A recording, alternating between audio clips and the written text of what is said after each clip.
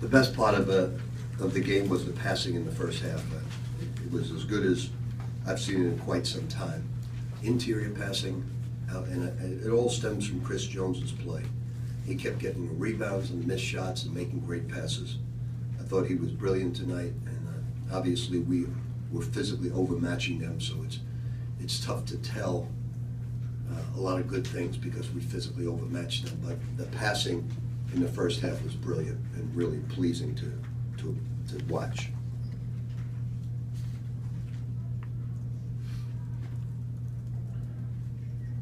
Is that about as good as your team can play in a game like this? Like I said, the passing was great, and the unselfishness and the team play and the execution. But you know, we're physically much better basketball team with our size. Is Jalen catching up quicker than you thought he would?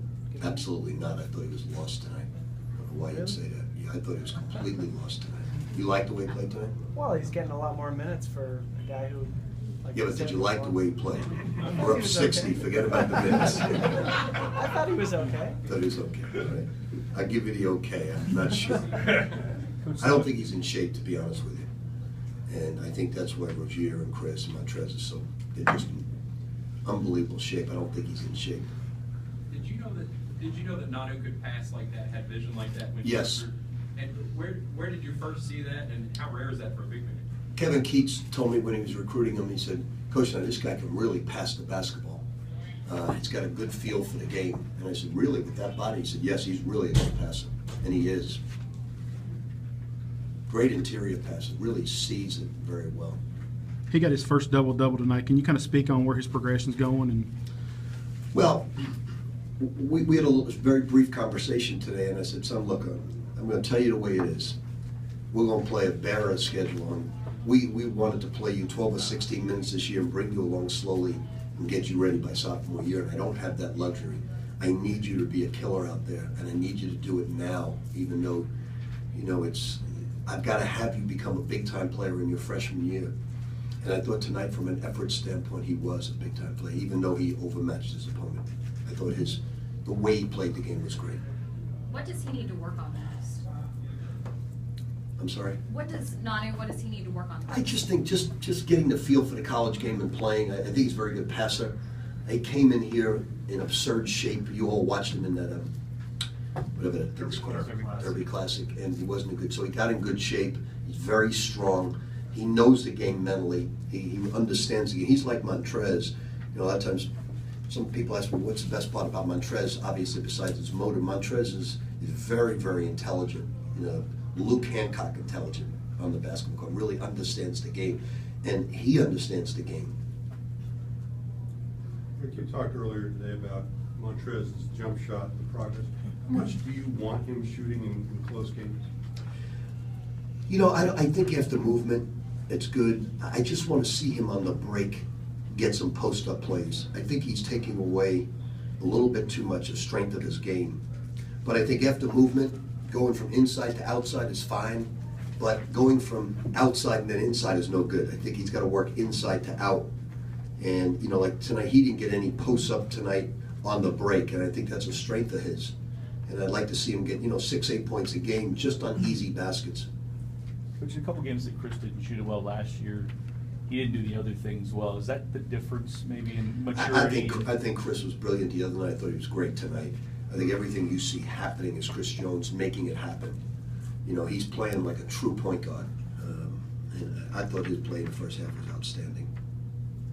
Sometimes statistics don't. You wake up tomorrow morning if you weren't at the game, and without question, he was the best player on the floor tonight. Is anyone outside that core of 5-6 guys that you know what you're going to get from starting to show you anything? Or is it still too early yet? I think Shinanu showed me something. I don't think Honest just understands. I think he's got skills. I just don't think he understands how hard we play. I think it's so foreign to him. How hard he never played with this level of intensity, and it's, even though he's highly intelligent, it's very difficult for him to get that. It's just going to take some time. Gorky was the same way. What do you think it is about Chris that makes him so good at getting steals and getting out in open court? Well, I really think the quickness factor really helped him this year. He got so much quicker with his hands, quicker with his feet. I think he's emotionally, I want to say this the right way, becoming a man.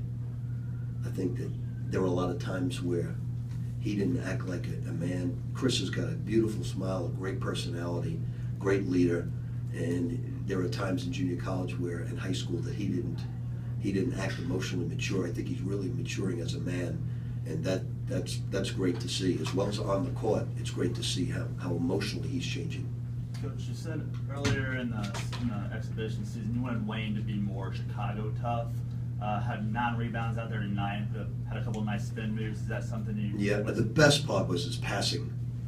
You know, I was joking around on a walkthrough today. I said, get to the corner, Wayne will get his first assist. And he took it personally tonight, and he made 4 or 5 terrific passes. I thought Wayne was great tonight. I really did. I thought he played a total game. He rebounded, he passed, he shot, he made a big-time dunk. I mean, that's about as high as I've seen him jump. So I think Wayne was great tonight. Coach, So, yeah, go Redhead. earlier today you said, Where are you? I'm sorry. right Okay. back here. You said you learned something about your team versus every opponent you played. What you learned about your team today? You know, this is a tough, when you have a lead, it's a tough thing to play. You change your style, you get everybody minutes, you just try to stay away from injuries. I think they were very focused to come out and play basketball. They knew this team lost by 25 the other night. They didn't even think about that. They just went out there and said, we're Louisville on the front, we're going to play like a Louisville basketball team, and they took care of business. And that's very pleasing for a coach to do that, to see that. You talked about the bear of the schedule. The ACC's off to a phenomenal start. Your win over Minnesota, Miami beat Florida tonight. Really? Can you talk about the ACC's pretty incredible start? Well, I would say that Miami win is very obviously very good, and our win over Minnesota was very good. But if you're talking about, you know, Duke's win over Presbyterian, They started 15-0, and you know some bigger games already. okay. Well, you know better than me, Howie. I'll defer to you on that. Can you talk to the strength of the league this year? I want to see some more games. Sure. Okay. Fair enough. Had you planned on putting Motts in, or what's the thinking about getting him a few minutes here or there, or just? I thought he did a good job, Mats. I mean, about redshirting, you're thinking of. Yeah. I'm probably not going to redshirt anybody. I'm going to just let it play out. I want everybody to compete and everybody. I think sometimes you redshirt guys for certain reasons when you know they're going to be a great basketball player. You just know it. And I'm not saying they're not going to be great players. You got, like, I thought Nazir Mohammed was going to be a great basketball player, you know, in time. So right now, I'm dealing with 2 guys that don't understand, and I keep saying the word culture, they don't understand the culture of Louisville. Now, Motts gets it a lot more than Honest does in terms of playing hard. He doesn't have Honest's skill level. If Honest would play as hard as Motts with his skills, we'd have ourselves a really good player this year, but it's going to take time. And Gorky did not have it as a freshman. Anything else, Coach? I want to reiterate one more time about our recruiting class, how excited I am about these 3 recruits. To some who weren't there today, I think this is a really special class. It needs to be, because we're going to lose 4 potentially great basketball players, but those 3 guys are, I am just so excited about all 3 players. We're pumped up about these guys, and I think they're going to be impact players as freshmen. Thank you.